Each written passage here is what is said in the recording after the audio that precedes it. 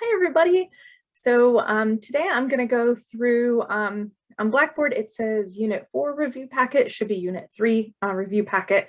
I'm going to walk through each of the questions so that hopefully it helps a little bit more than just seeing solutions written out. So we're going to start out with the first problem.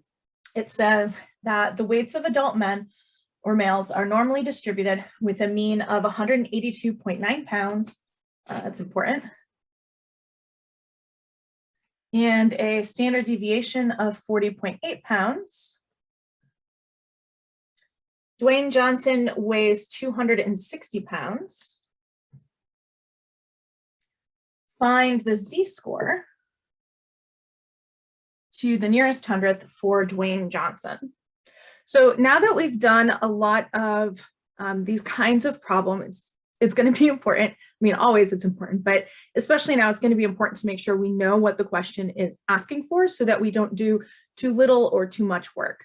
So on this example, we're just asked to find the z-score. So the z-score is different from the area. The z-score is just going to be x minus mu over sigma. So that's all we're looking for here. In this case, we have mu and we have sigma, and Dwayne Johnson, his weight is what we're going to use for x. So this is going to be 260 minus mu, which is 182.9, over sigma, which is 40.8. And then we just figure that out. So 260 minus 182.9 divided by 40.8. And I get 1.88970582. Since this is a z-score, we're going to want to round it to the nearest hundredth, which is in fact what it tells us to do. So here's our ones place just before the decimal point. So that means this is the tenths. And here's our hundredths. Because this 9 is 5 or more, that's going to push the 8 up to a 9. So we get 1.89 as our z-score for Dwayne "The Rock" Johnson. And that's it. We don't have to draw a normal curve. We don't have to do anything fancy because all they asked us to do is to find the z-score. Okay, I'm going to erase the board and let's look at number 2. Alrighty, let's look at problem number 2. So here we have Katie. Katie's had exams in both psychology and history this week. She got an 80 on both of those exams, which is great for Katie. In history, she scored 1.5 standard deviations above the mean. And in psychology, her z-score was a negative 1.82. And we need to figure out on which test did Katie do better on when compared to her peers, and we have to explain our answers. So because there's information in this paragraph about both psychology and history, I want to make sure I kind of highlight that information separately. So let's just go through and pick up on psychology information. So she got an 80 on both exams. So in psychology, she got an 80 on the exam. That was her grade. In history, blah, blah, blah, I don't care. In psychology, her z-score was negative 1.82. So in psychology, her z-score is negative 1.82. Okay, so now let's look at the same kind of information, see what they tell us about history. So in history, she got an 80 on her history test.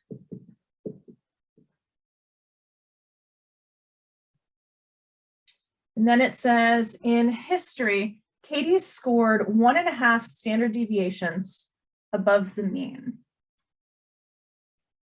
Now, the way that this information is being given to us is kind of strange. We have to parse out what they're telling us. One common mistake on this is to say, okay, they're telling us the standard deviation for history was 1.5. That is not correct. Notice if we read it, it doesn't say the standard deviation is 1.5. They're telling us 1.5 standard deviations above the mean. In this case, they're telling us an amount of standard deviations, not the value of the standard deviation. So these are different things. When they're telling us an amount of standard deviations, that's a z-score. That's what the z-score represents. So for instance, if I wanted to interpret her psychology z-score, this would mean that in psychology, Katie scored 1.82 standard deviations below the mean. Remember when we had our empirical curve, right? And we had to add a standard deviation going up or subtract a standard deviation going down, right? So those are moving by 1 z-score, 2 or 3 z-scores. So that's what the z-score is telling us, how far up or down to move on that curve. So what this piece here is telling us is that Katie's z-score in history was 1.5. Or you could think of that as 1.50 since we write our z-scores to the nearest hundredth. Now, Katie scored the same grade on both tests. She got an 80 in psychology and an 80 in history. But the way that she performed compared to her peers is very different. In history, she scored pretty well. She scored above the mean because she has a positive z-score. But in psychology, she didn't do so great compared to her peers because she got a negative z-score. So this means she scored below the average for her history class, or psychology, sorry. She scored below the average of the mean for her psychology class. So this means when we compare to her peers, Katie did better on her history test. So to write our answer, we would say Katie did better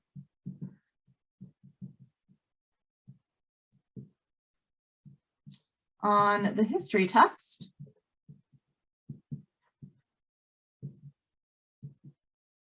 because her z-score was positive, while her z-score for psychology was negative. In other words, she scored above the mean in history and she scored below the mean in psychology. All right, let's go ahead and erase the board and then we'll look at number 3. All righty, for number 3, we have kind of a piece or a very basic sort of 4 words problem. So they've given us a standard normal curve and they want us to find the area of this shaded region. So they want us to find the area between a z-score of negative 1.52 and a z-score of 2.54. So to do that, we're going to use our standard normal table and look up the areas for these 2 z-scores. So I'm going to share my screen if it will let me do that. Hooray! Okay, so our first z-score was negative 1.52. So I'm here on the negative side. So I'm going to look in the row for negative 1.5. Look in here. And then the 10th place or 100th place, sorry, was a 2. So I'm going to look in the column for 2. Oh, golly geez. And where they cross is what I'm interested in. Oops. No. So the area for negative 1.52 looks like it's going to be 0.0643.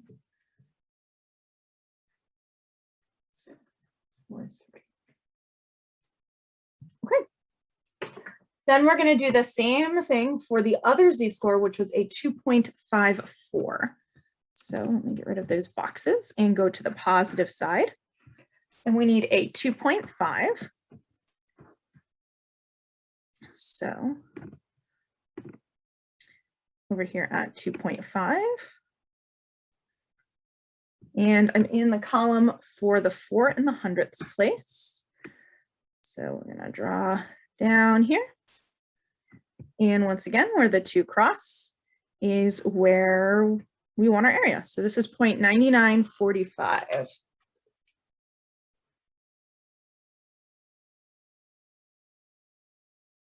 All right, cool.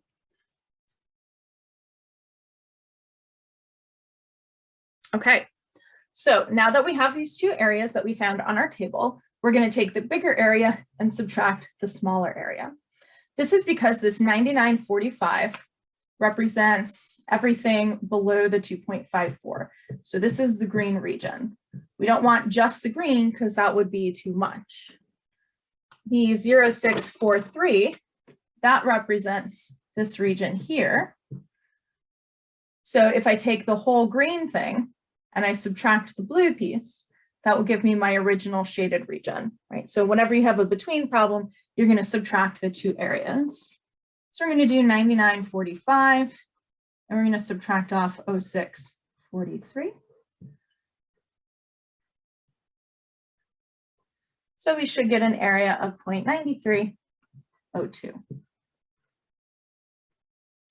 There we go. That's how we find the area of this shaded region. Alrighty, let's look at number 4. Number 4 says that we have a company that produces desks for kids and finds that 5-year-old girls have a mean sitting height of 61.2 centimeters with a standard deviation of 3.1 centimeters. And it says, what percent of 5-year-old girls have a sitting height that is larger than 64.5 centimeters? Okay, so as I read through, I'm underlining things that I think are going to be important or helpful for me to write down and summarize. So for instance, this is about 5-year-old girls in general. It's not about a sample of 5-year-old girls. So that means that the information that's given to me is about a population. So the population mean sitting height is going to be 61.2 centimeters. So that means that mu is 61.2 centimeters. Then it says we have a standard deviation. So for population, standard deviation is sigma of 3.1 centimeters. Then it says what percent of 5-year-old girls, so that piece of information, what percent, is telling me this is going to be a 4-words problem. And we're interested in the percent that has a sitting height larger than 64.5 centimeters. So I'm going to use the larger in a little bit. For right now, the 64.5 centimeters, that's telling me my X value. So X is going to be 64.5 centimeters. So writing this summary off on the side isn't, like a required piece of information unless I specifically ask for it, but writing it out helps to put everything in one place, and it helps to assign variables so that when we go to substitute into a formula, we are good to go. So because it was asking me for a percentage, I knew that it was going to be a 4-words problem. So I have written here like what I would put on like a cheat sheet for a test, maybe a 4-words or backwards information and the process for that. Because I'm very limited on space, I don't have a whole lot of information here. So feel free to elaborate on this if you're writing down like a place for all your formulas for this unit in one spot. You can write this down, but elaborate as you go through it so you know what each of these things mean. So I have on the side here for a 4-words problem. This is when we find a percent, a probability, or a proportion. And for a backwards problem, that's when we're given a percent, a probability, or a proportion. So that's how you can identify the two. My steps for a 4-words problem, now that I know that this is 4-words, is to first find the z-score. And I'm going to do x minus the mean over the standard deviation. So in this case, it's going to be 64.5 minus 61.2 over my standard deviation of 3.1.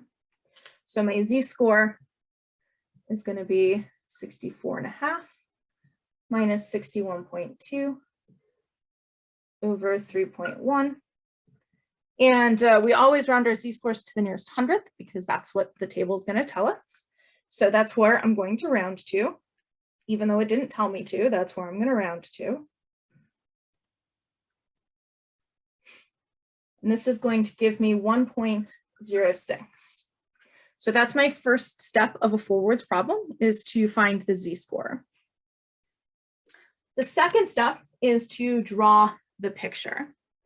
So when I draw my picture, sorry, I grabbed the squeaky marker, it seems. Here's my standard normal curve. Because my z-score is positive, I'm going to draw the cutoff to the right of 0. If this had been a negative 1.06, I would have drawn it here. And then I need to figure out how to shade the curve. The place where I shade is what I'm looking for. And that's where this is going to come into play. Because we're looking for a probability or percent that's larger than, that means I'm going to shade larger. I'm going to shade to the right. My arrow goes left because the table only tells me area to the left. So this would be like my step 2. This is me drawing the picture. Next, for step 3, I have to go to the table and look up the area. So let me share my table here. Gotta find it first. There we go. And let's get rid of the boxes from before. There we go. So my z-score was 1.06. So that's what I'm going to look up. So I'm on the positive side and I'm looking at 1.0. So I'm in the row for 1.0 in the column where the 6 is.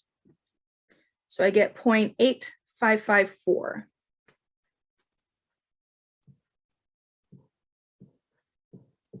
From the table.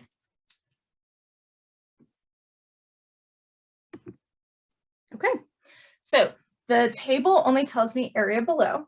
So in step 3, when I find this table value, what it's telling me is telling me this white space. We don't want the white space, we want the shaded space. So this is our step 4, where we're finding the area that we actually want to have. So the total area under the curve is 1, because think of 1 like 100%. So for our last step, or second to last step, we're going to subtract 1 minus this 0.8554. And that should give us 0.1996.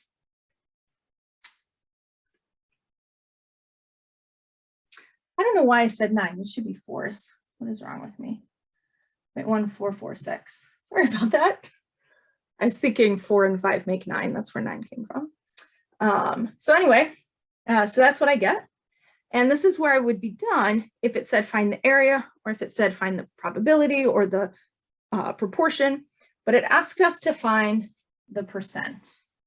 So that means we're going to have to turn this decimal into a percentage. So we move that decimal point 2 spots over, and we get 14.46%. So 14.46% of 5-year-old girls will have a sitting height larger than 64.5 centimeters. All right, so that's it for number 4. Let's go ahead and look at number 5. Okay, for number 5, this is an identification problem. So we're just going to look at the problem on screen. It says, when designing a new airplane, a company wants the height of the cabin to accommodate the lower 95% of men's heights. If the heights of men are normally distributed, will the company need to complete a forwards problem or a backwards problem? Circle our answer. So when I look at this problem, the only numerical information that they give us is that they want to accommodate the lower 95% of men's heights. So in this problem, they're giving us a percentage. They're telling us the 95%, and they want us to use that to figure out the heights of the men. So when I look at my little cheat sheet over here, which is probably super tiny on screen at the moment, we had, if I'm given a percentage, probability, or proportion, that means it is a backwards problem. So since we were given a percentage, that means this is going to be a backwards problem. A forwards problem would have been something like, when designing a new airplane, a company wants the height of the cabin to accommodate everyone 6 feet tall or shorter. So in that case, and then it would say, what percentage of people would this cover? Would this accommodate? So in that case, they're telling me a height and they're asking for a percentage. So that would have been forwards. Here, they're giving us a percentage and they're asking for a height. So that means it's going to be a backwards problem. Okay, so now let's look at number 6, which I have written on the board behind me. Number 6 says that a study finds that dogs have a mean life expectancy of 12.26 years with a standard deviation of 2.04 years. So I can tell they're giving us the information about a sample because it says a study finds this, and the variables that they're using, X bar or S, are for sample information. It says beagles have a z-score of 1.34. So this means that my z-score is 1.34. What's the life expectancy to the nearest year for beagles? Now notice in this question, they're asking us for a life expectancy. They're not asking for a percent or proportion or probability. When they're asking for something like life expectancy or the height of people or something like that, that means they want you to find a value for X. So this problem here is a tiny piece of a backwards problem. It's like the last step of the backwards problem, where we have to use our formula with Z, the standard deviation, and the mean in order to figure out what is X going to be. So fortunately, they gave us all that information. So our formula is X equals Z times the standard deviation. So I'm going to use S for my standard deviation since we have sample information here, plus the mean, which is going to be X bar, again, since we have sample. They told us Z was 1.34, S is 2.04, and X bar is 12.26. Now, if you would like to work through this in 2 steps on your calculator, absolutely feel free to do so. I'm just going to throw it all in there in one go. So I'm going to type in 1.34 times 2.04 plus 12.26, and then I'm just going to hit equals at the very end. And that's going to give me 14.9936.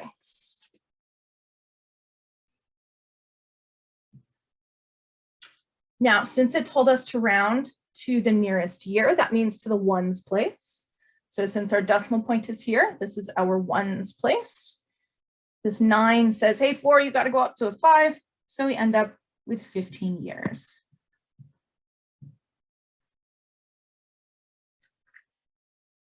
And there you go. That's how we do number 6. Okay, for number 7. It says, find the z-score that marks the shaded region, again, on a standard normal curve. So in this case, we've been given a percentage above a certain z-score, and we have to figure out what is that z-score. So because we've been given a percentage, that means this is going to be a backwards problem because we were given the percentage.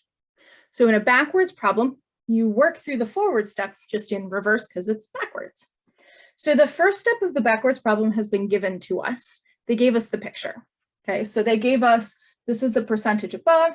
We have to figure out what is that z-score. So the second step is to figure out the area below. So in this case, they told us this area above, this is representing the shaded region. That's what they gave us. So they're telling us that the area above is 37.83%. So to find the area below, we're going to have to subtract this from 100 and then turn it into a decimal to get this white space, to get this area below. So I'm going to do 100 minus 37.83. And that should give me the answer. 100 minus 37.83. It gave me 62.17%. And in decimal form, that's going to be 0.6217. So that means this white space here is 0.6217. That's what they're telling us. So that is our second step here, is to find the area below. Our third step is now to go to the table, find the closest area, and use that to get the z-score. So I'm going to give myself some space to write some things here. I'm going to put my z-score in the box. And whatever area in the table is closest to 0.6217, that's what I'm going to write on this line here. So I'm looking for 6217. And got to pull up all of the files on the computer. There we go. Okay, 6217. So I want to be on the positive z-score side because the cutoff was to the right of 0. And I want to look for inside here the closest to 6217, which, huzzah, hooray, is right on the table. So 6217 is on the table, and it has a z-score of 0.31. So, oh gosh, hitting the table here.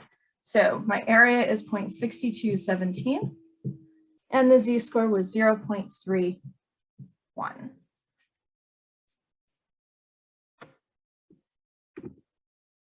Okay, so that's what I filled in the information here. This was the area we found, and this was its corresponding z-score. Now, we just need to find the z-score. So we're actually done with this problem. We can't do step 4 because we don't have a standard deviation or a mean beyond our standard normal curve, which would just be a standard deviation 1, a mean of 0. So that wouldn't change our answer. So for this one, our z-score is 0.31. And there we go. That's going to be our answer for number 7. Alrighty, on to number 8. In number 8, it says that human body temperatures are approximately normal with a mean of 98.2 degrees Fahrenheit and a standard deviation of 0.62 degrees Fahrenheit.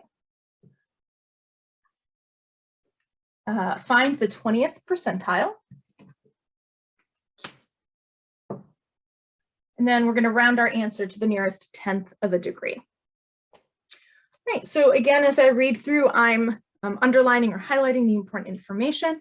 Now I'm going to write it off on the side and summarize using variables to help me with my formulas.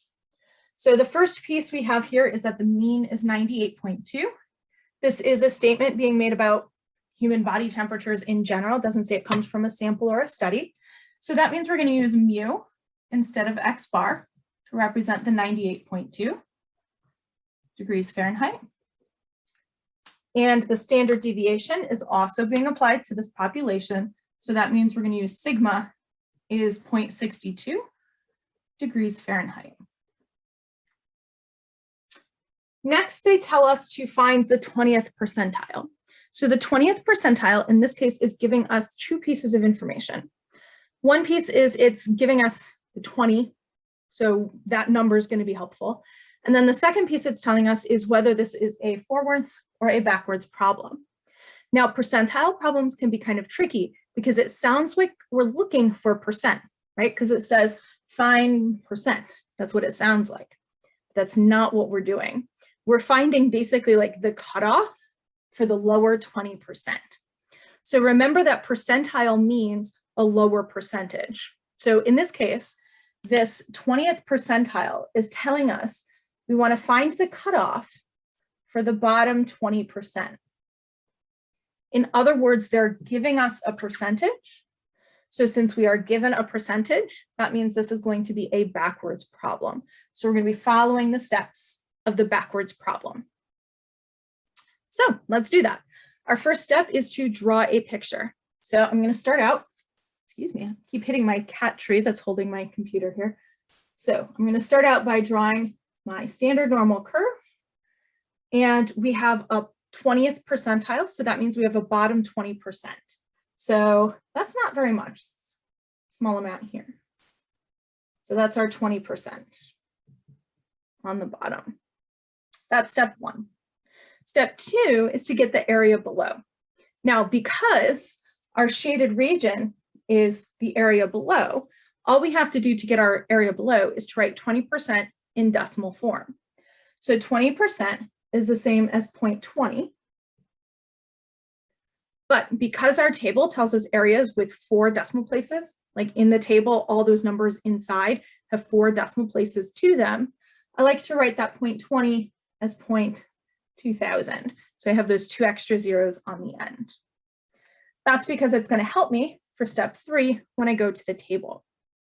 When I go to the table, I'm going to write down 2 pieces of information. I'm going to put a box here. That's going to be my z-score. And I'm going to put this arrow. That's going to be the number on the table that's closest to 0.2000. So let's pull up the z-score table.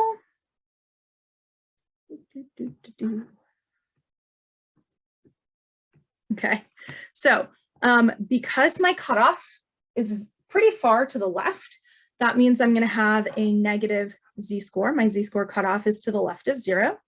And I'm going to look inside the table for the closest to 0.2000. This is where having those extra zeros comes in handy, because otherwise I might be tempted to use this number here, right? So this is 0.20. Oh, there we are. So this is 0.0020. So you don't want to just look for that 20. You want to look for 0.2000. So that is not the number we want to use. We've got to keep searching. I'm going to scroll down a little bit, actually. Let's see. So we've got 1977 and then 2005. So 1977 is like 23. It's like 23 away. And 2005 is only 5 away. So that's the one that we're going to use. So this is what I'm going to write on the area, on the table, on the arrow, 2005. That's the closest area in the table that we're going to use. And it has a z-score of negative 0.84. So we're in the column with the 4. So negative 0.84. Cool.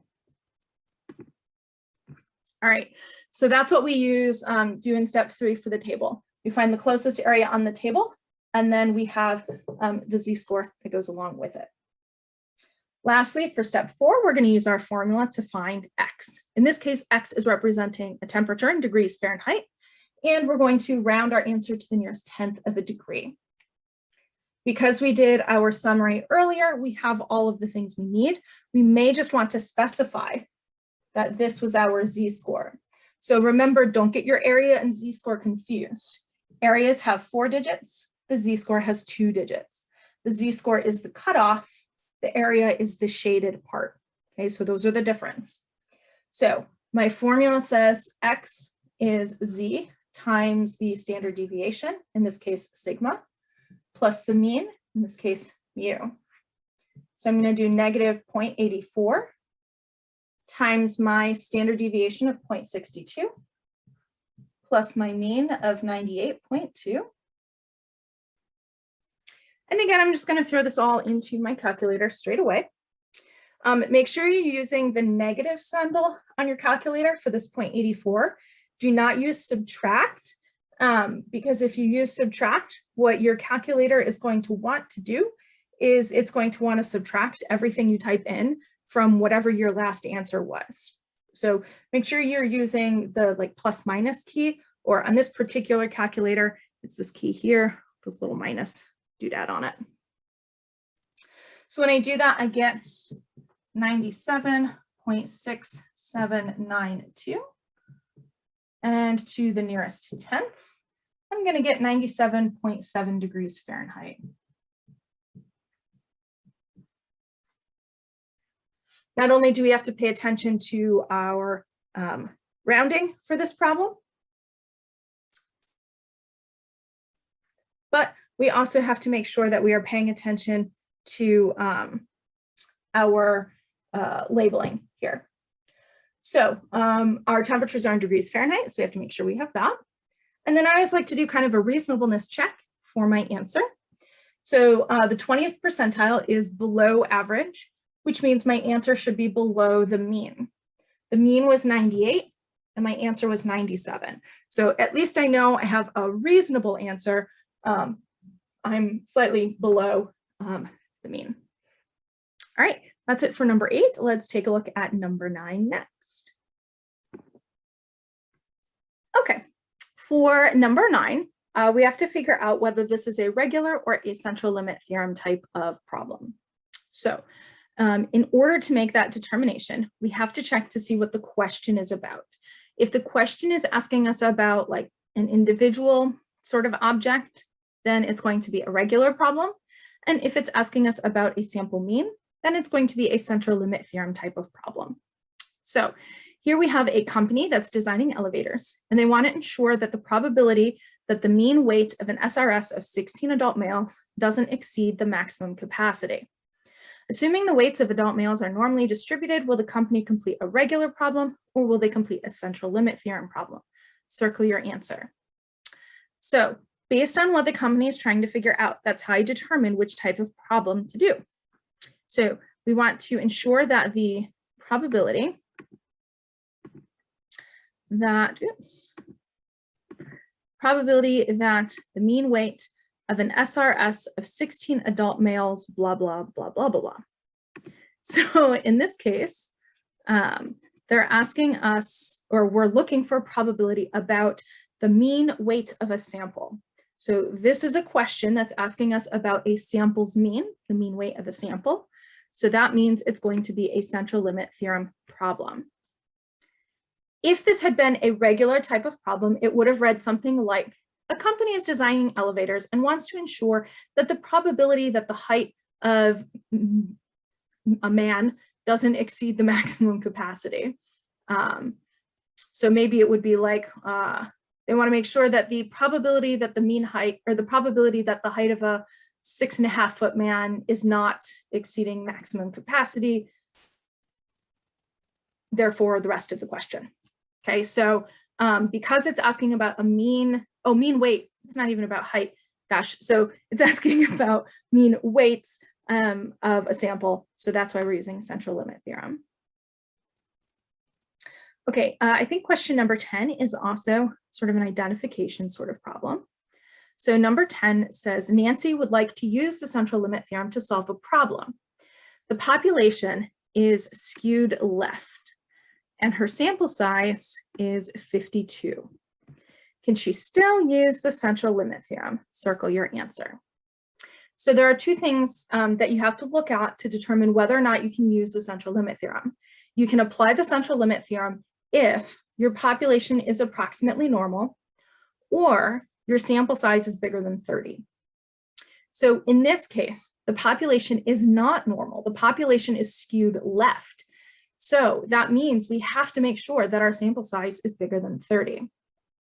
In this case, it is. 52 is more than 30. So yes, Nancy can use the central limit theorem. If it had said her sample size is 25, then our answer here would be no, because the population is not normal, it is skewed, and her sample size is too small. It's not bigger than 30. All right, so that's it for our identification problems.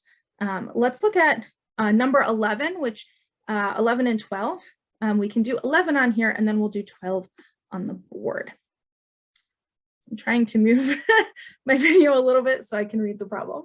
So this says, a study finds that kids between the ages of 2 and 5 watch a mean of 25 hours of TV each week. So this is our mean, with a standard deviation of 3 hours. A simple random sample of 40 kids in the age range are selected. Oops, I don't want to do that. Computer's not cooperating with me tonight. There we are. We have an SRS of 40 kids in the age range. So number 11 wants us to state the mean of the means to the nearest whole number. The mean of the means is a super easy formula. It's the same as whatever the mean is. So in this case, our mean is 25 hours. So for our mean of the means, we're going to write 25 hours. It's the same as the mean. For the standard error, now we're going to move to the board and use the standard error formula. So before I stop sharing screen, just really quickly, I'm going to summarize what we have. We have a mean of 25 hours.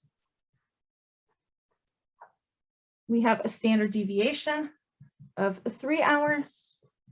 And we have a simple random sample, so that's our N sample size of 40 kids.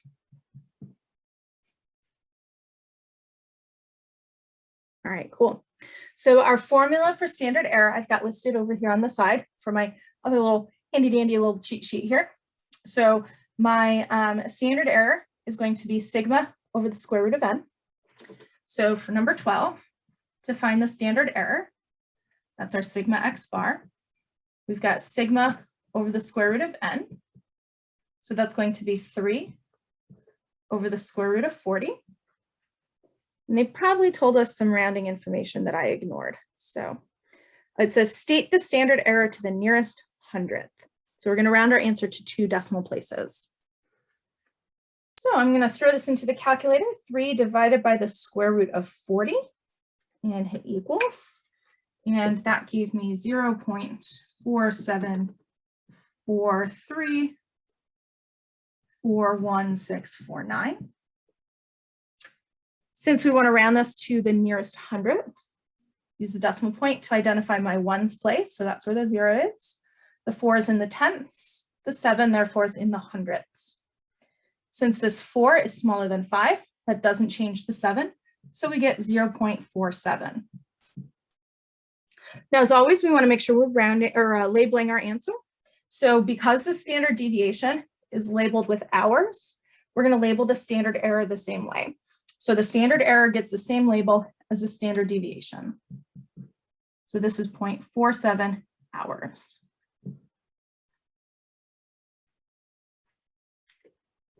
There you go. That's our number 12. Alrighty, so let's look at lucky number 13. So, oh my, it's thundering out. I don't know if you guys can hear that. Lucky us. Thunderstorm in the middle of lucky problem number 13. All right, well, women have a mean pulse rate of 77.5 beats per minute with a standard deviation of 11.6 beats per minute. We're going to assume the population is normally distributed. I'm abbreviating here just for space reasons. And we want to find the population that an SRS of size 25 women has a mean pulse rate that's less than 80 beats per minute. So I'm going to go through and summarize the information that I find here. So women in general, this is talking about a population. So the population of women have a mean pulse rate, mean, so this is going to be mu, of 77.5 beats per minute. I'm just going to use BPM for that. With a standard deviation, so this is again for a population, so that's sigma of 11.6 beats per minute. The population is normally distributed, so we can do all of the fancy math we would like to do. We're going to find a probability that an SRS, so N is 25 women, have a mean pulse rate less than 80 beats per minute. Okay, so a lot going on in the question of the problem here. So what I'm noticing is that this is a question that's asking us to find a probability. So that means this is a 4 words problem. So I'm abbreviate FOR for 4 words because they want us to find a P thing. They want us to find a probability. Then the probability is going to be about a sample's mean. So since it's about a sample mean, this is going to be a central limit theorem problem. So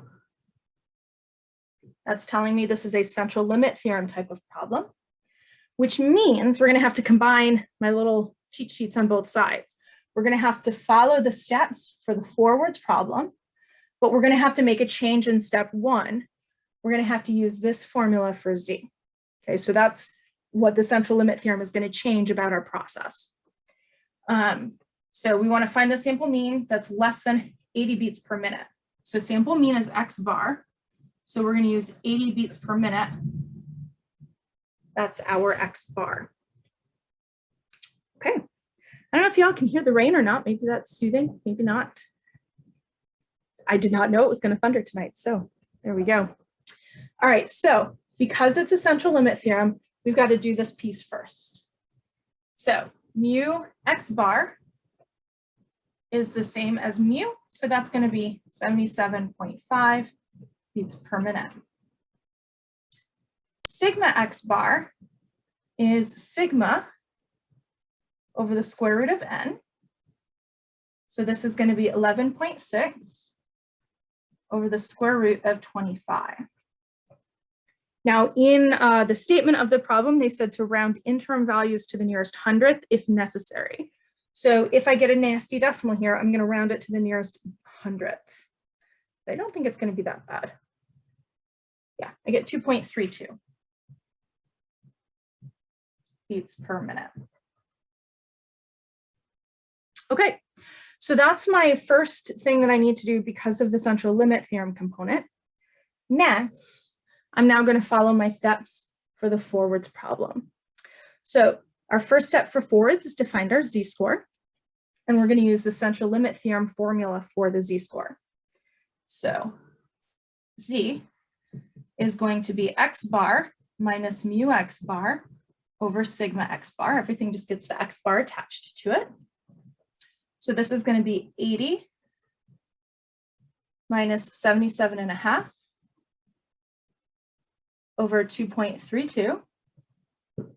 Have our parentheses around the top.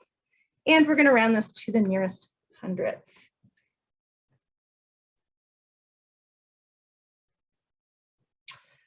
So to the nearest hundredth, this is giving me 1.08. Okay, so that's step one. Step two is to draw a picture. So I'm running out of space. I think I can erase this piece of the summary though, to give myself some room because we've done all the calculations we're going to need to do. So let me get rid of this so that we can draw our picture.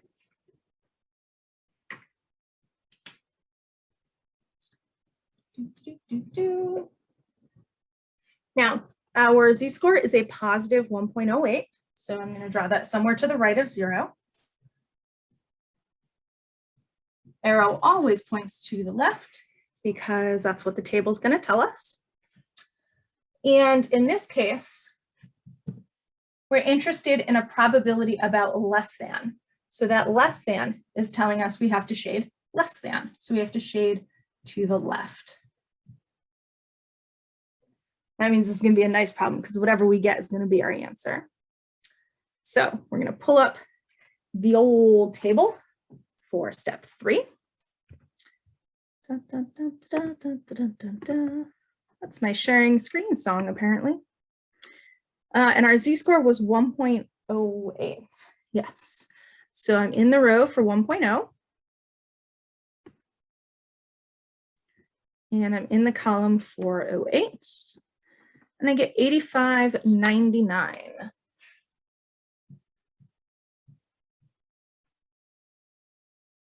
All right, so that's my area, 0.8599.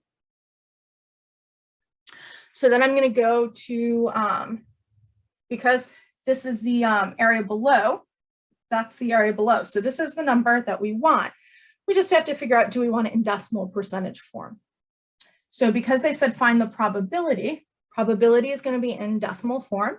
So our answer is going to be 0.8599. And there we go. That's number 13.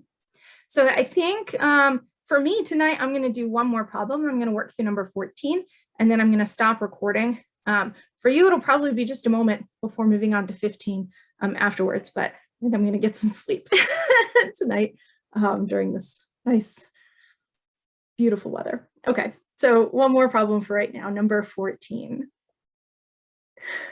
Okay, I always joke about something, the 13th being creepy. And that thunderstorm was here literally just for problem number 13. It arrived as soon as I started writing it, and it disappeared as soon as I started writing 14. So I don't know what that means, but there we go. So let's do number 14 without a thunderstorm, I guess. So 14 says, American families throw out a mean of 17.2 pounds of garbage. So this is about all American families. So that sounds like a mu to me. 17.2 pounds of garbage each week with a standard deviation of 2.5 pounds. So that's also population standard deviation, 2.5 pounds. find the middle 70% of sample means when n is 100. Round your final answer to the nearest 10th. Okay, so those two things I circled are things that tell us information, but it's not a number that I'm going to summarize immediately here. This middle 70%, so they're giving me a percentage.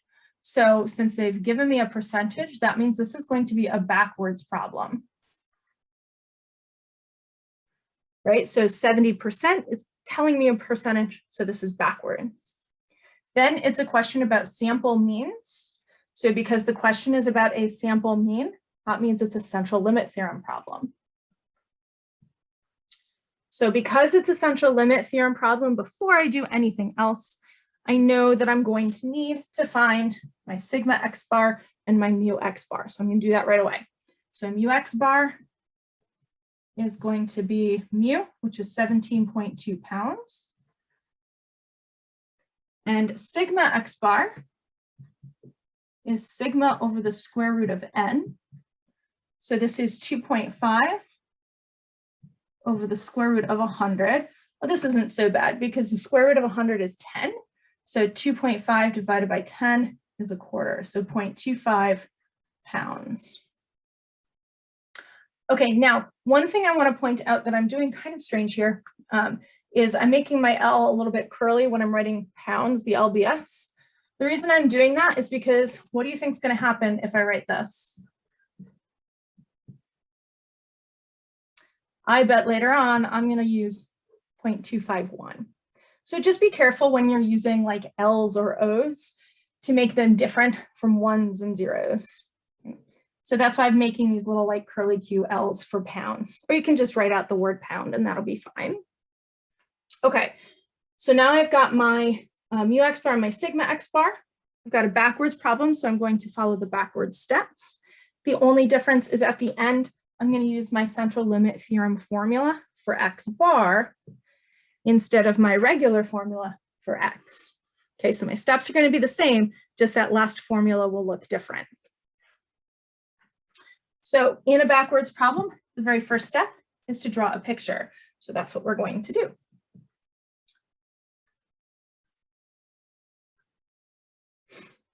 Now, for this picture, here's where we're going to use that other number they gave us, but that I didn't really summarize off on the side. So here we have the middle 70%. So I have to draw on this curve the middle 70%. So just eyeball it. You want it in the middle, you want it symmetric. And I'm going to shade that in.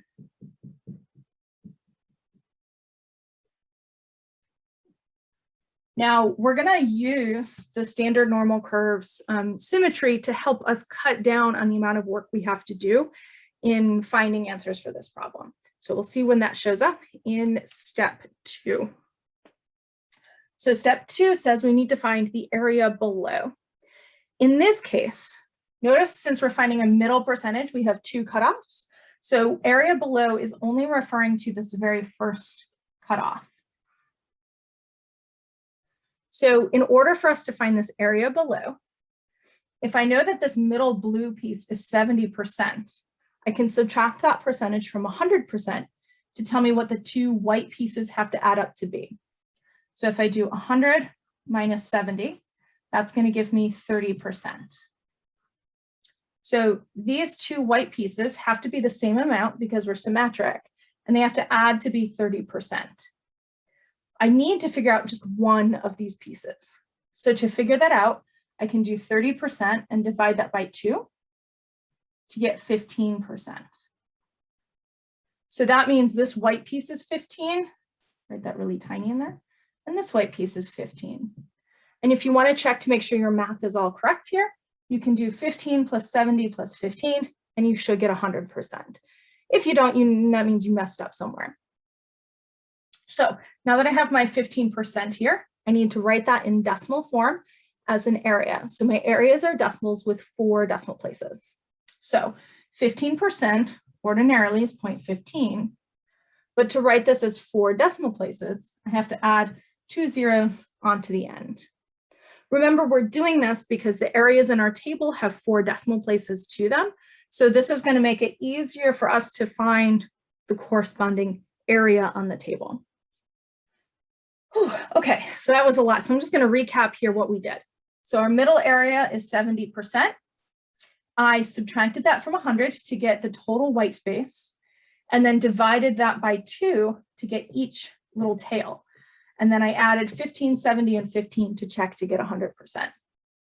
Then 15% is going to be 0.15, and I tack on 2 zeros at the end. So that's going to be it for our step 2, finding the area below. Now we move on to step 3, which is consulting our friendly neighborhood z-score table. So let's do that. Oops, it's helpful if I press the share screen button before I look at it. So let's do that. Let's share the screen. Okay, so now we have this sea of numbers and we need the closest to 0.1500. So, okay, we have 1515 and 1492. So my eyes just happened to fall on it. So here we go. So let's see, 1515 is 15 above, 1492 is 8 below, right? Because if I do 100 minus 92, I just get 8. So this is the one we're going to want. 1492 is the one we want. So reading over, this is a negative 1.0. And then looking up, it's a 4. So that means our z-score is negative 1.04.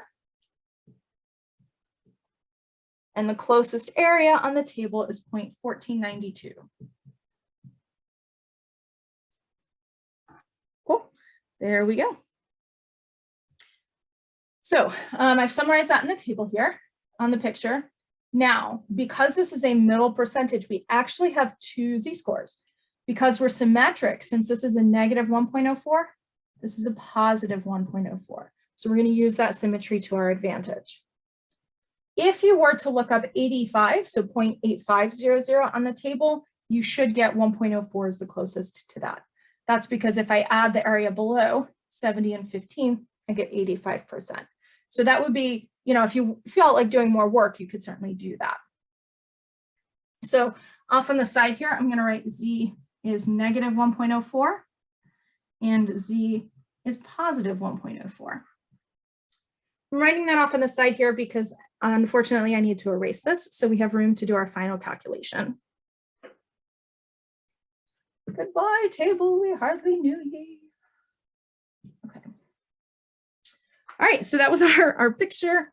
We drew the picture, we found the area below, we looked up our z-scores on the table. So now we just have to use our formula. Remember, this is a central limit theorem problem, so we're using the red numbers now, not the green. So we're going to use 17.2, and we're going to use 0.25 in our formula. So this is this formula down here, if you prefer to think of it that way. So x bar is going to be z sigma x bar plus mu x bar. So we have to use this formula twice, once for the negative and once for the positive. So I'm going to have negative 1.04 times sigma x bar, which was 0.25, plus mu x bar, which was 17.2. And they want us to round our answer to the nearest tenth, so that's what I'm going to do. So negative 1.04 times 0.25 plus 17.2 is going to give me 16.94. So to the nearest tenth, that's going to be 16.9. Just going to write that off on the side for a moment. And then my other x bar is going to be positive 1.04. One here, times sigma x bar, which is still 0.25, plus mu x bar, which is still 17.2. And this time, well, I thought I would be able to manipulate my calculator to cheat, but I couldn't. This time I got 17.46, which to the nearest tenth is going to be 17.5. So for my final answer, I'd say something like the middle of 70% of sample means is between 16.9 pounds and 17.5 pounds.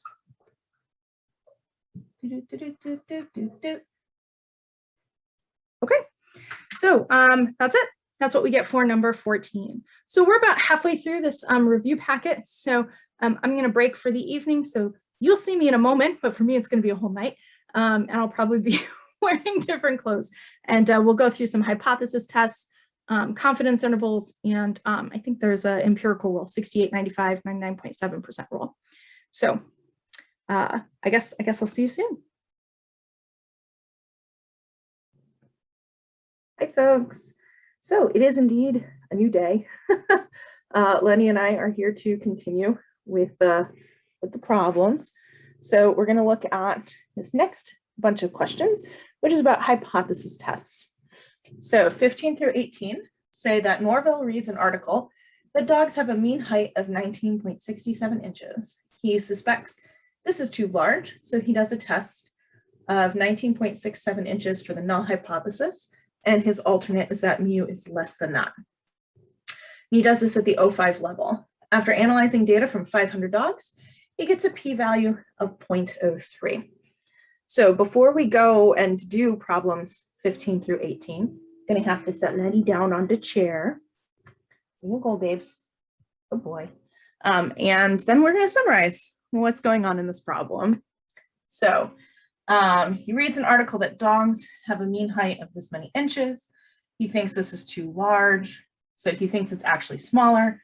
So he's got a null hypothesis that mu is 19.67 inches, and an alternate that mu is less than 19.67 inches. He's doing this at the 0.5 level. He analyzes data from 500 dogs, so n is 500. And he gets a p-value of 0.03.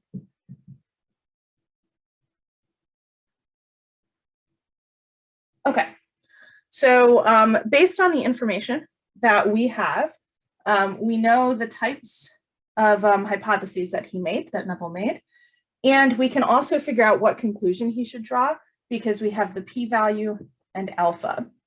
So when I compare these,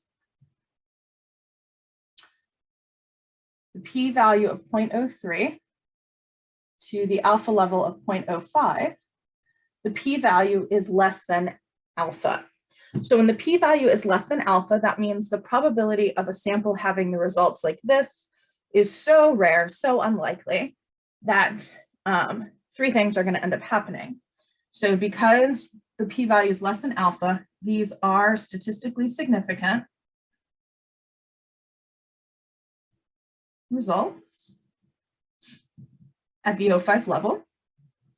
Because they're statistically significant, that means we're going to reject the null hypothesis. So that means that the true mean is likely not 19.67. Instead, it means that we have support for our alternate hypothesis. So the support shows that the mean is likely less than 19.67 inches. So we would conclude that the mean is less than 19.67 inches. So this comparison between the p-value and alpha has told us these three statements. So that's what we've learned from that. So let's look at what 15 through 18 have to say, and then we'll use what we found to check out those answers. So for number 15, it says to identify the type of test that Neville conducted and to circle our answers. So in this problem, the alternate hypothesis has a less than sign in it. So that means we have a left-tailed problem. So the type of test that was conducted was a left-tail test. Then are Neville's results statistically significant? So we determined that they are statistically significant. So this is going to be a yes. This is again because the p-value is less than alpha. What should Norville conclude about the null hypothesis? So he should reject the null hypothesis. This is again because the p-value is less than alpha. So we're going to reject the null hypothesis. And based on the results of his study, can Norville conclude that dogs are shorter than 19.67 inches? So we can conclude that the mean is less than 19.67 inches, again, because our p-value was less than alpha. So this is a yes. If you want to know like what the other possible groupings of answers to this were, if Norville had done this at the 01 level instead of at the, let me see if I can change the color here. If he had done this at the 01 level instead of the 05 level, right? Then the p-value of 03 would have been bigger than the p-value of 05 or 01, I'm sorry. So in that case, if your p-value is bigger than alpha, the left-tailed test would have been the same, right? Because our alternate didn't change. But 03 is bigger than 01, so that would have meant it is not statistically significant. So we would have failed to reject the null hypothesis, and we could not conclude that dogs were shorter than 19.67 inches. So notice in this situation, you never prove the null hypothesis. You either reject it or you fail to reject it. So you're either going to get answers that are grouped like the red answers. Let's zoom out here. One more maybe. Yeah, so you get answers that are either grouped so that they are statistically significant, so you reject, so you can conclude your alternate hypothesis, or you will end up with answers that say it is not significant, so you fail to reject, so you cannot conclude your alternate hypothesis. So those are the setups for that. But again, because we did this at the 5% level or the 05 level, this is what our solution is going to end up being.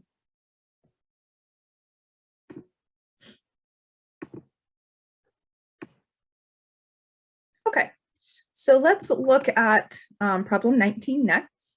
So here we have the mean depth of the Hudson Bay is 305 feet. So we have the mean depth of the Hudson Bay is 305 feet with a standard deviation of 1.897 feet. A climatologist is concerned that ice melt is causing the water level to rise. So we're concerned that ice melt is causing the water level to rise. A simple random sample of 55 days showed the Hudson Bay had a mean depth of 306.2 feet, and we want to state the climatologist's null and alternate hypotheses in the space below. Okay, so because I knew this problem was going to be about the null and alternate hypothesis, I only highlighted information that's going to be relevant for these. So you'll notice I highlighted the mean depth of the Hudson Bay, not the sample mean depth, but just the mean depth in general.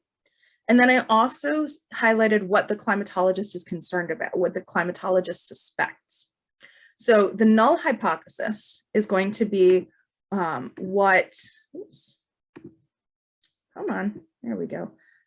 null hypothesis is going to be that mean that they tell us. Now I can't type silly symbols like mu in this format at the moment. So I'm just going to type the word mu, but you would have your symbol for mu. And this is going to be that mu is equal to 305 feet. You need really four components of this. You need the mu, you need the equals, you need the value of 305, and you need the label, in this case, the feet. For the alternate hypothesis, the climatologist is concerned that the ice melt is causing the water level to rise. So that means he thinks that the depth is going to have to be bigger because there's going to be, deeper water. The water level is rising. So he's going to suspect that mu is going to be greater than 305 feet. So notice that for the null and for the alternate hypotheses, that 306.2 feet, 55 days, the 1.897 feet, those don't come into play at all when you're stating your hypotheses, because the simple random sample, and therefore the sample's mean, are found after the climatologist has stated his or her hypotheses. Okay, so they're already saying, I suspect it's greater than, so now I'm going to go out and do my research and do the study.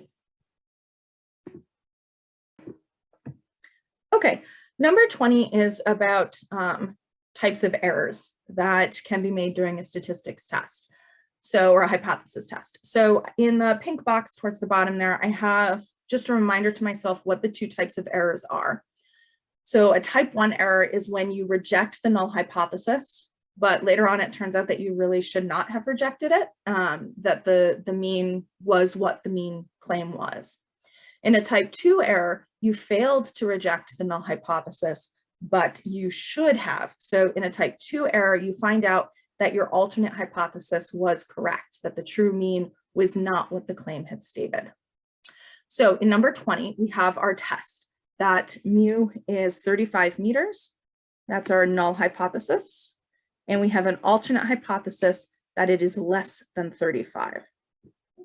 So we conduct this test, and the test failed to reject the null hypothesis.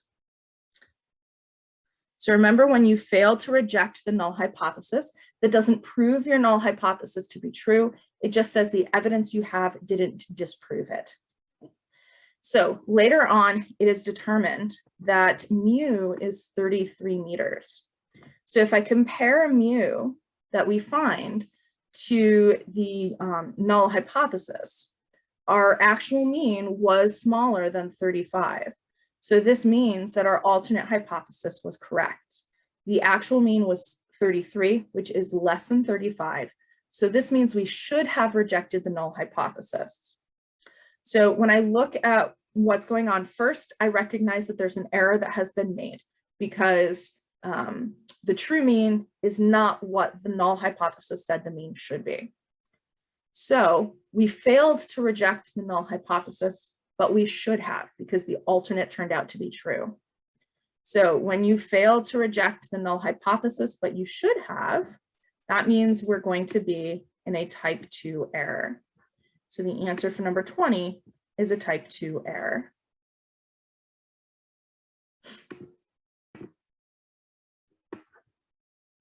Okay, for number 21, we have a little story of what's gone on. So here, a newspaper reports that scientists have learned that drinking red wine each evening results in a statistically significant reduction of cancer risk from 50 in 100,000 down to 49 in 100,000. A p-value of 0.0498 is reported, and the newspaper reporter wants to make a suggestion to the readers. So we want to know what the reporter should say. So, excuse me. So for option A, it says, everyone should drink red wine every night since scientists have found that it significantly reduces your risk of getting cancer. Part B says, you needn't drink red wine every night since the risk of getting cancer is not significantly reduced in a practical way. So what question 21 is getting at is the difference between a statistical significance and a practical significance. So when we review the paragraph, what has been stated, they say that it is a statistically significant reduction in cancer risk. So that means that the p-value was less than alpha. So statement A, the clausal part of it, since scientists have found that it significantly reduces your risk of getting cancer, this part of that statement is true. Okay, so the study showed that there's a statistically significant reduction in cancer risk. However, if we're going to report on scientific findings, we also have to make sure that this information is accessible to people who haven't taken a statistics class, right? So we have to make sure, okay, when we say that this is significant, do we mean significant in the way that people are going to think we mean significant? So let's look at the cancer risk change. So it reduced it from 50 in 100,000 down to 49 out of 100,000. So this would be like 0.00050 changed to 0.00049. So 50 out of 100,000 and 49 out of 100,000 are not really a significant change. It's one less person out of 100,000 people developed cancer from this. So I would say that this risk is not significantly reduced in a practical way. If it went from like 50 in 100,000 to 49 in 100 million, that would be a significant change because 49 out of 100 million is very different from 50 out of 100,000, right? So even though this is a statistical significance, I'd say this is not a practical significance because basically, oh gosh, I didn't mean to do that. Because if it'll let me get rid of it, there we go. Since basically this is not a practical difference, although it is a statistical one. So I would go with choice B for this problem.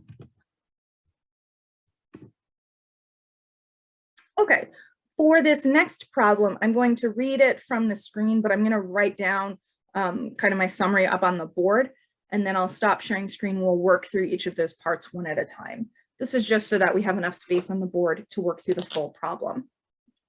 So Kyle reads a 2018 study that New York City, New York has a mean monthly precipitation of 5.37 inches. All right, so I want to make sure that, how far can I go? Okay. So we have that mu is 5.37 inches in New York with a standard deviation of 1.663.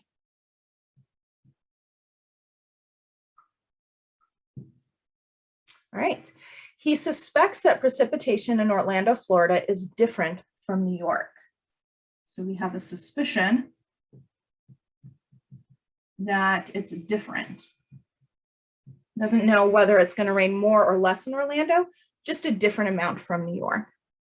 So he finds a simple random sample of 36 months in Orlando.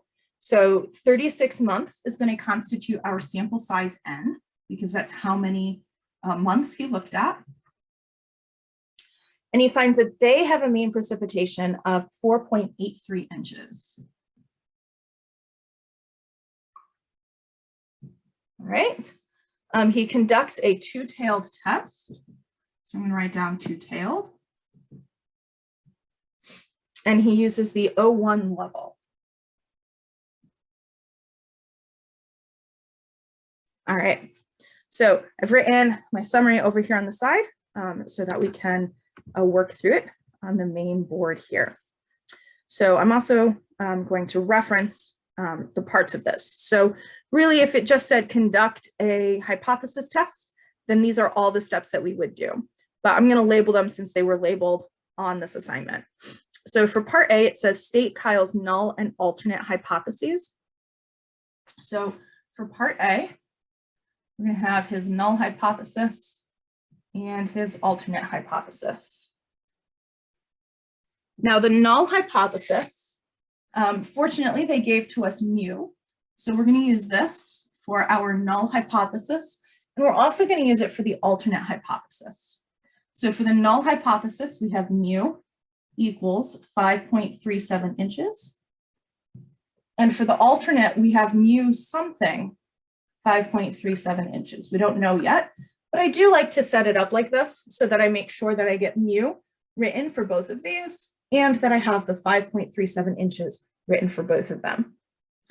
To determine what that something is between the mu and the 5.37, I have to check out some other information that we were told.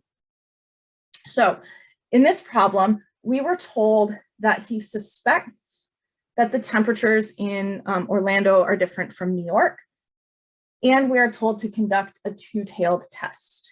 So these two pieces of information both tell us the same thing. They tell us that Kyle's alternate hypothesis is going to be a not equals 2. So the two-tailed means we're going to have a not equals 2 here. And also suspecting that they are different is going to tell us that this is going to be a not equals as well. So that's part A of this problem, stating the hypotheses. Part B of the problem is to determine the standard error, and here it says to the nearest thousandth.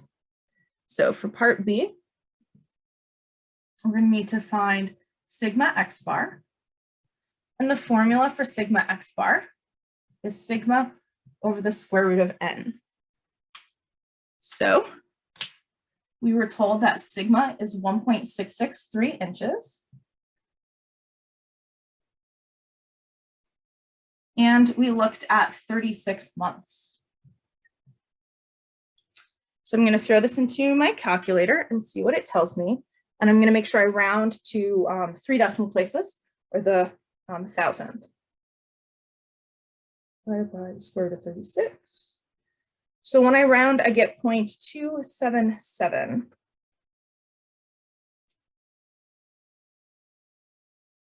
So 0.277. And since the label for standard deviation was inches, our label for the standard error is also going to be inches. For part C, it says, what is or are the z-scores that Kyle will use? Round your answer to the nearest hundredth. So for part C, we have to find the z-score. So our formula for z-score is x bar minus mu over sigma x bar. So we were given x bar is 4.83. Mu, we saw earlier, is 5.37. And sigma x bar, we just found, is 0.277. And then just a reminder, if it helps you out, make sure you put parentheses in that numerator so that you enter with the correct order of operations. So I'm going to work through this on my calculator again. 4.83 minus 5.37 divided by 0.277. And rounded to the nearest hundredth, because that's where we always round our z-scores to, I get negative 1.95.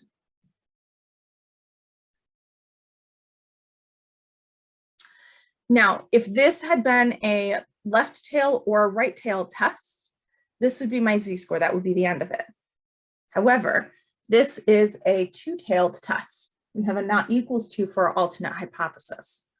That means we need two tails, so we need two z-scores. So when this happens, for our two-tailed test, the z-score is going to be plus or minus this value we found, 1.95.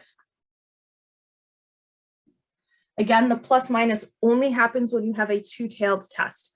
Otherwise, whatever you find with the formula is what you're going to use for your z-score. All right, let's see what the next part of this problem wanted us to find. The next part says shade and label the standard normal curve, and then we need to write the p-value. So let's go ahead and shade a normal curve. I'm going to do that over here, so I'm not like standing directly in the way. So here's our 0, and now I have to draw both negative and positive 1.95.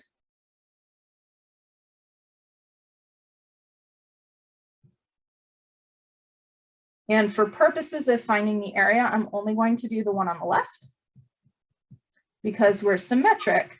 This tail area and this tail area have to be the same. So to get the p-value, if I look up this lower area, all I have to do is double it, and that will tell me the p-value. So I'm going to go to my standard normal table. So let me share that with everybody.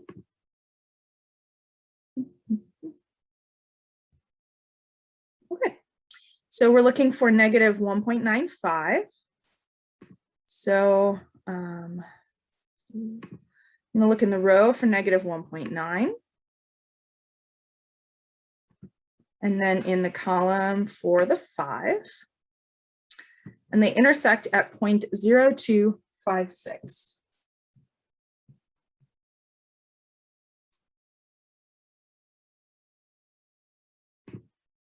Okay, So that's what I'm going to write on the arrow underneath, because that's what the area was. And then to get the p-value,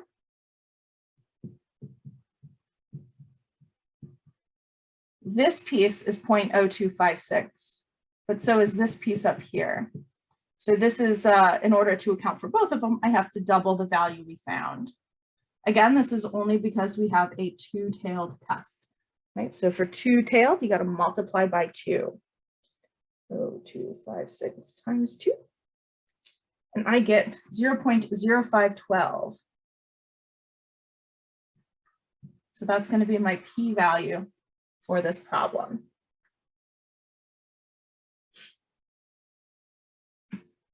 Okay. And then the last part of this problem is a fill in the blank. So give me just a moment. And now we can fill in the blanks because it's on the board. So this is our conclusion for a hypothesis test.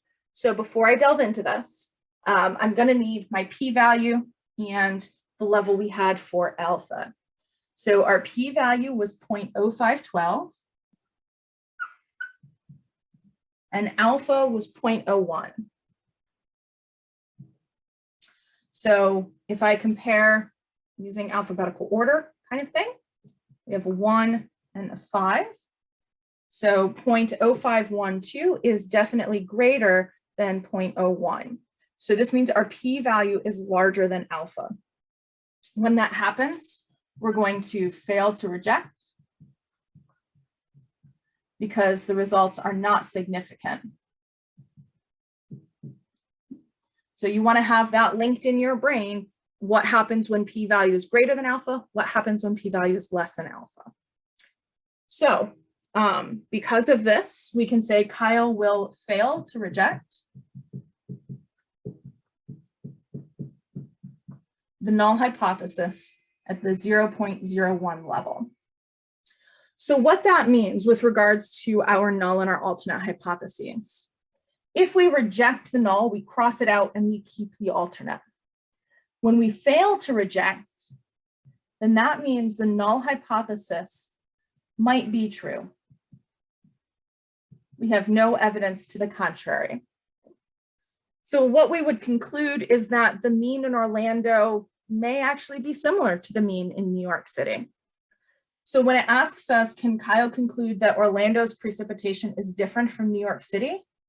No, he can't, because we didn't reject the null hypothesis. If we had rejected the null hypothesis, then we would be able to conclude that the precipitations of these two regions were indeed different. Let me get out of the way in case you want to pause and mull this over a little bit more. Alrighty, folks, we are back to screen sharing because we have a few true-false problems to work through. So these questions are about confidence intervals. So we have to put our confidence interval hats on and make sure we're using that information when answering these problems. So for number 23, it says when constructing a confidence interval, increasing the level of confidence will also increase the margin of error. This is a true statement. When you see a question like this one, think about what increasing your confidence level is going to do.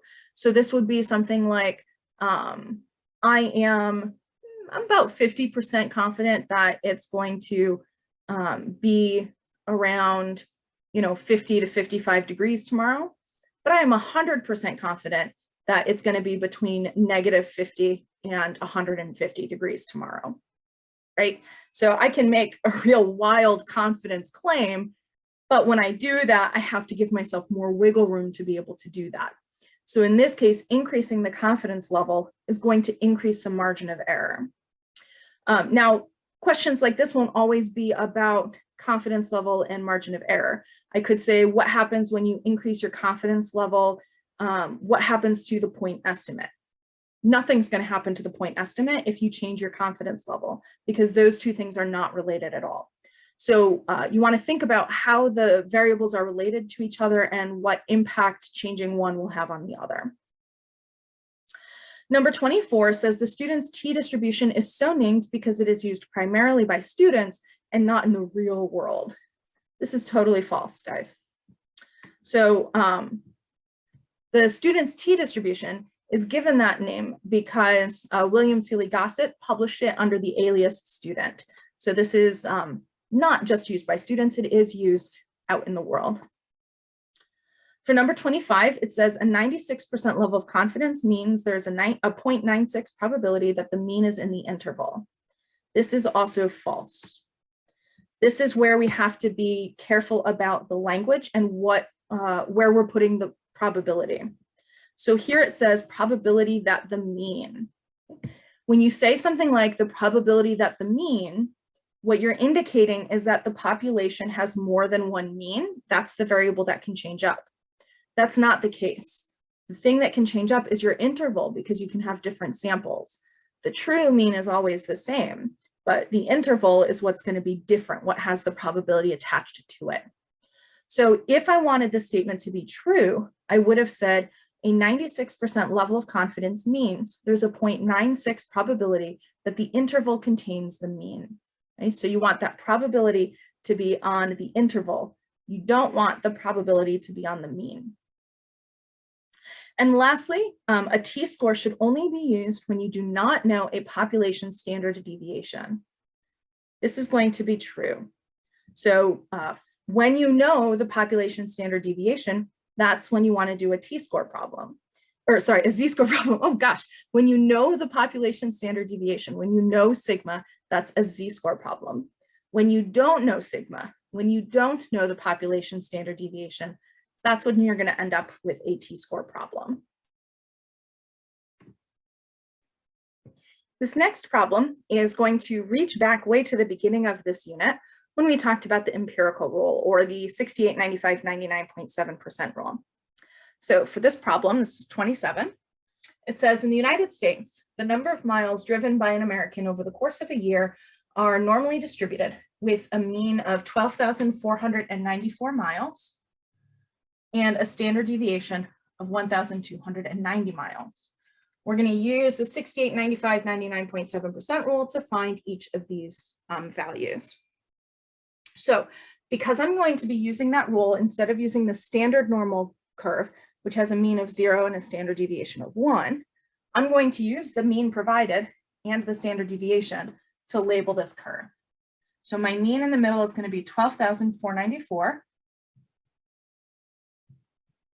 And then I'm going to move in increments of 1,290.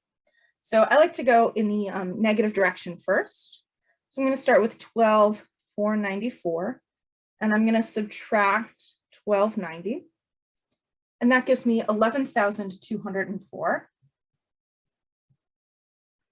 And then I subtract 1,290 again to get 9,914.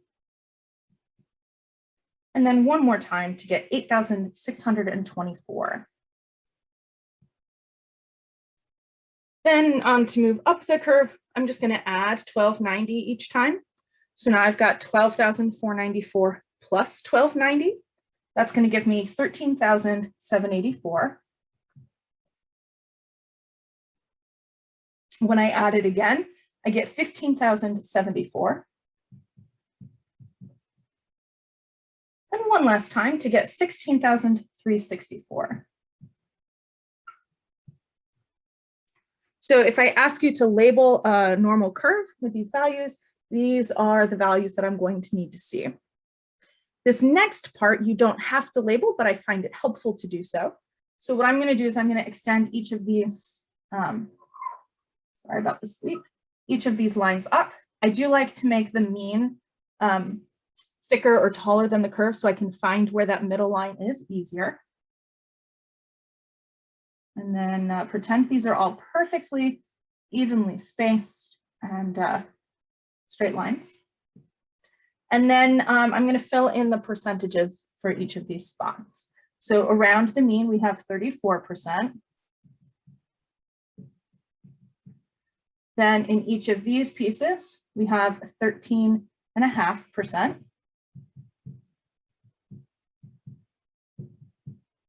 Then we have 2.35%.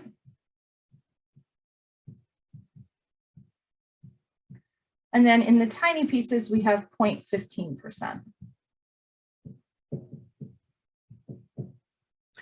So while these values at the bottom of the curve are going to change with our problem, these percentages will always be the same. So this is my curve that I'm going to use for reference, and I'm going to use it to solve each of these next two problems. So for part A, we have the probability that an American drives between 8,624 miles. So I'm going to highlight that line. And I have to sneeze. Let's see. Excuse me. Between 8,000 and then the 13,784. So this line here. So I like to highlight these. If I was doing this pencil and paper, I would use a highlighter. And I'm only going to consider the sections that are between those two red lines that I drew. So we have one, this is 2, 3, 4, and that's it. We've got these 4 sections that we're shading in. So a common mistake on a question like this one is to include the 0.15. I don't, because that 0.15 is below 8624. It is not between the 8624 and then the 13. Okay, so I don't include that small number for this problem. So I'm going to add all of those up. I know that these two are 68 because they're the 68 from my rule. So I've got 68% plus the 13.5 plus 2.35%. And then I'm just going to add all of those up together. So 68, 13.5, 2.35, and this gives me 83.85%. And if this problem is asking me for a percentage, that's where I would stop. However, it's asking for a probability. So I'm going to turn this into its decimal form by moving that decimal point over. So the probability is 0.8385. And there we go. For part B, it says what proportion of American drivers drive less than 9914 miles? So this time I'm going to highlight where the 9914 comes in, and less than that is going to be to the left. So this time I've got 2 sections that I'm going to be filling in, that one and then this one here. So because it's asking for less than the 9,914, I shade in all of the sections that are less than that one. I don't shade in the 13.5 because that's to the right of the cutoff line. So for part B, I just have those 2 percentages to add together, 0.15% plus 2.35%. And that's going to give me 2.5%. Again, if it was asking me for percent, I would stop here, but it's not. It's asking for proportion. So that means we have to change it to decimal form. So in decimal form, I'm going to move this decimal point over 2 spots. So I end up with 0.025. There we go. That's going to be my answer for number 27. Alrighty, our diversion from confidence intervals is done. The remaining 3 questions are all about confidence intervals. So for number 28, it says a company wants to find an 80% confidence interval. And this is, I think, to see how much people are spending at their drive-through window. So if sigma is $5.92, determine the minimum sample size required to have a margin of error of $1.05. So when I see something like the minimum sample size, this is the formula that I need to think of. N is Z sigma over E squared.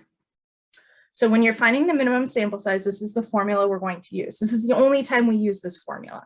So this formula is very different from the other ones that we've been using for confidence intervals. So I know E in the denominator.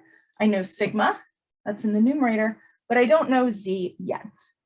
So I'm going to use my confidence level to help me figure out Z. So first, our confidence interval or confidence level is 80%. So I'm going to pull up my confidence level table. This is my t-score table. But since I'm looking for a z-score, I'm just going to be using the, the lower one there at the bottom. And for an 80%, my z-score is going to be 1.282. So z is 1.282.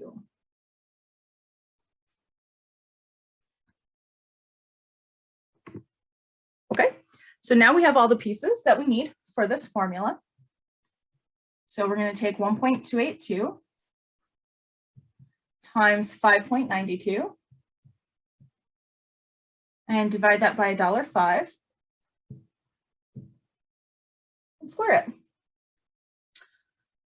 So let's throw that into the calculator. 1.282 times 5.92 divided by 1.05 squared. And this is a squared, not a square root, so make sure you're using the correct button on your calculator. And I get 52.2445, blah, blah, blah, blah, blah. So remember, when you're finding a minimum sample size, this is like how many people or objects or things you have to investigate. So we can't investigate 52.2. If I investigate 52, I'm not reaching this minimum because the minimum's down at 52.2, which is just a little bit higher than 52. So that means our minimum sample size is going to be 53. So when you have this formula, you do not round in the usual way. You always round up to the next whole number in order to make sure you're achieving this minimum value that we need. All right, and I think the last two questions on this packet are full confidence interval problems. So let's take a look at those. Alrighty, so for these last two problems, what I'm going to do is I'm going to read through the big problem, summarize the information on the board, and then we'll switch to the board. So a researcher wants to learn how many jobs Americans have over the course of their lifetime. So we're trying to predict the mean number of jobs.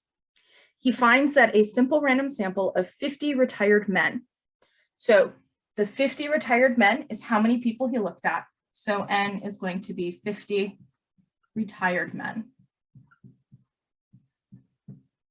Okay, so the researcher finds that a simple random sample of 50 retired men worked a mean, so this is a sample mean because it's about these 50 people, of 7.2 jobs during their lives.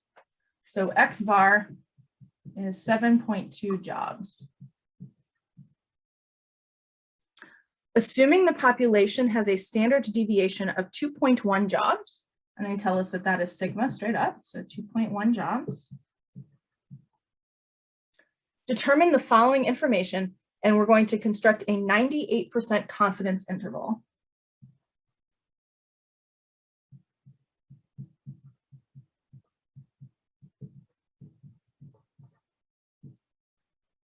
All right, we're going to show all of our work and round the standard error and margin of error to the nearest thousandth and the confidence interval values to the nearest tenth.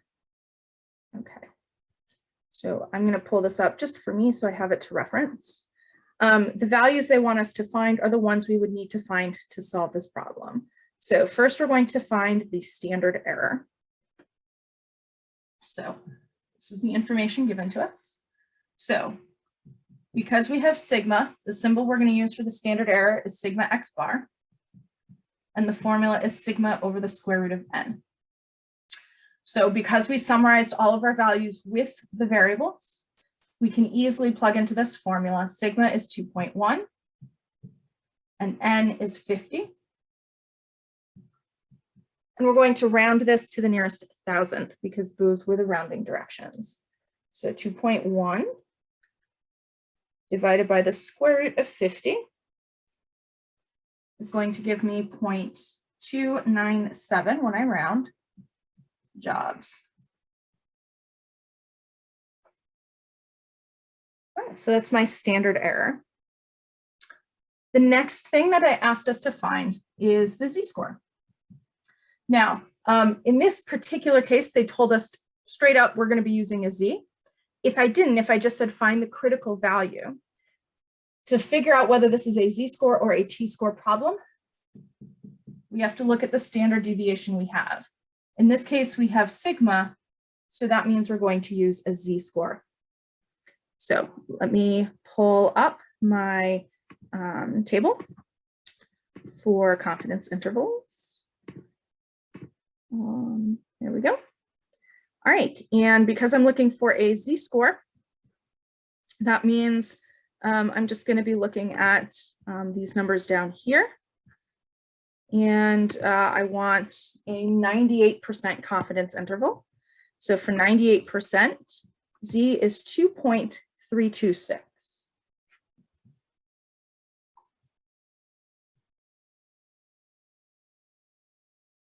All right, cool beans. Right. The next thing they asked us to find is the margin of error. So the margin of error is E. And the formula, because this is a z-score problem, is going to be z times sigma x bar. It's the critical value times your standard error. So we're going to take our 2.326 and multiply that by the 0.297. Again, they told us to round this to the nearest thousandth, so that is what we are going to do. 2.326 times 0.297. And to the nearest thousandth, I'm getting 0.691.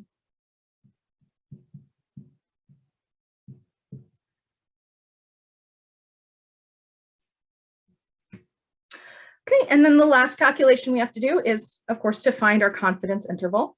So I'm going to do the work for that up here, but I'm going to write my answer at the bottom. So we have to take our point estimate, x bar, and we have to subtract and add our margin of error, E. So I've got 7.2 minus 0.691. And I've got 7.2 plus 0.691. Now for each of these, we were also told to round to the nearest tenth for our interval. So I'm going to round differently this time. I'm going to round to the nearest tenth. So this will give me 6.5.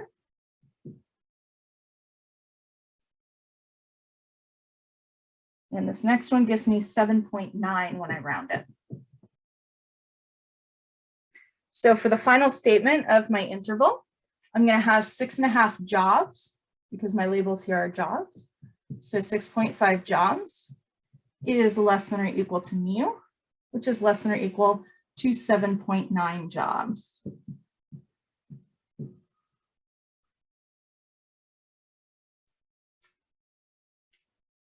All right, so that's it for our confidence interval. On this problem, they also asked us to interpret our answer.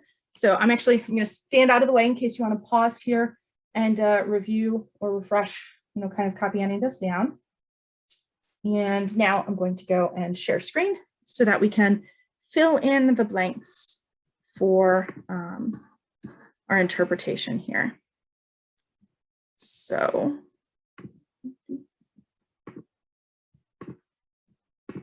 there we go. It's like painful movie magic here.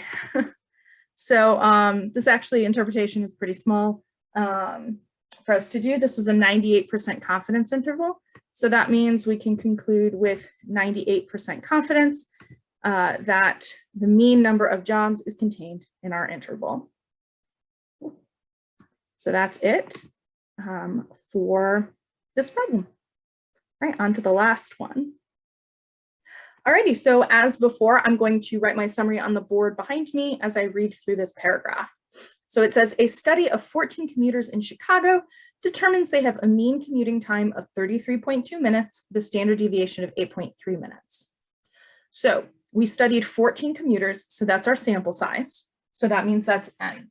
So N is 14 commuters. They had a mean commuting time, so that means X bar, that's the sample mean, is 33.2 minutes. And they also had a standard deviation of 8.3 minutes. Assuming that the population is approximately normally distributed, find a 99% confidence interval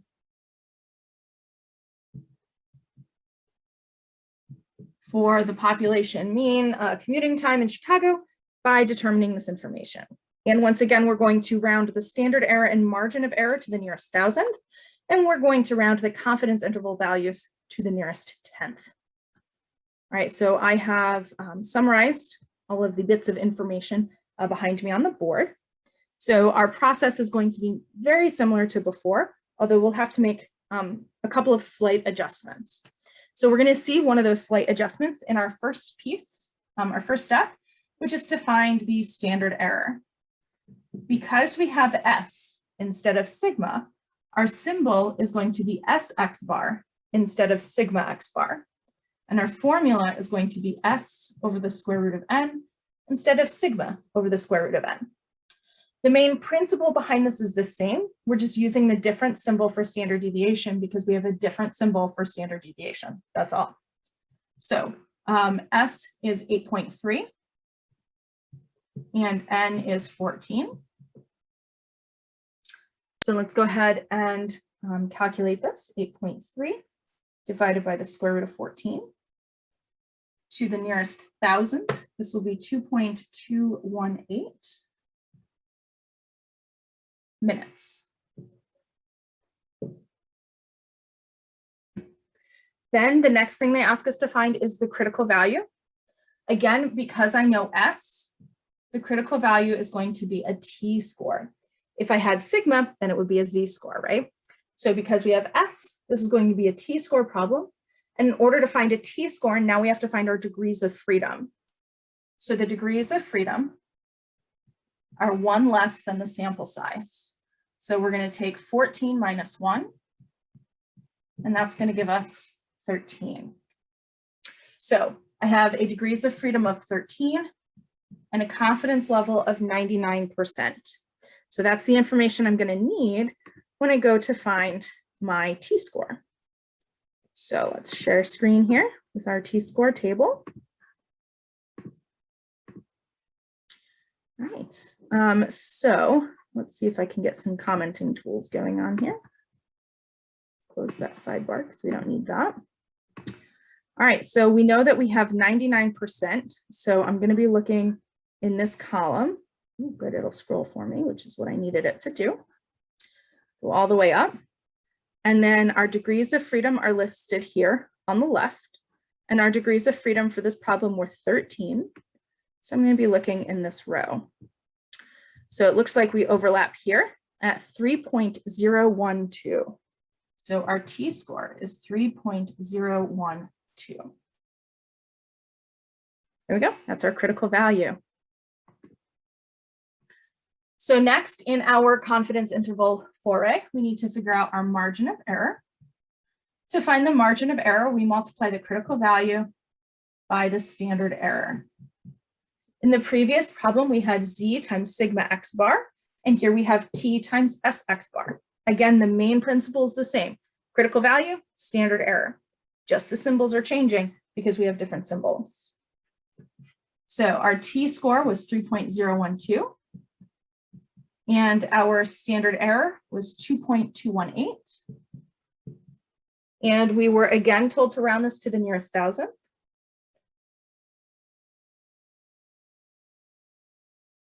So to the nearest thousandth, this is giving me 6.681 minutes.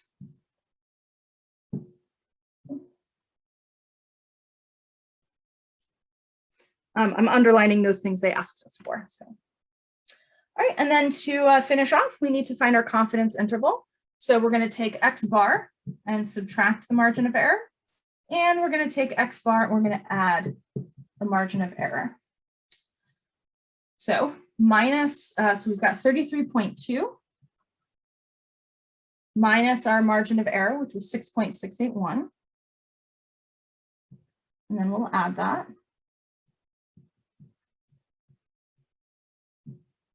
And for our final confidence interval, they told us to round to the nearest tenth. So 33.2 minus 6.681 to the nearest tenth, I get 26.5 minutes. And when I add, I get 39.9 minutes.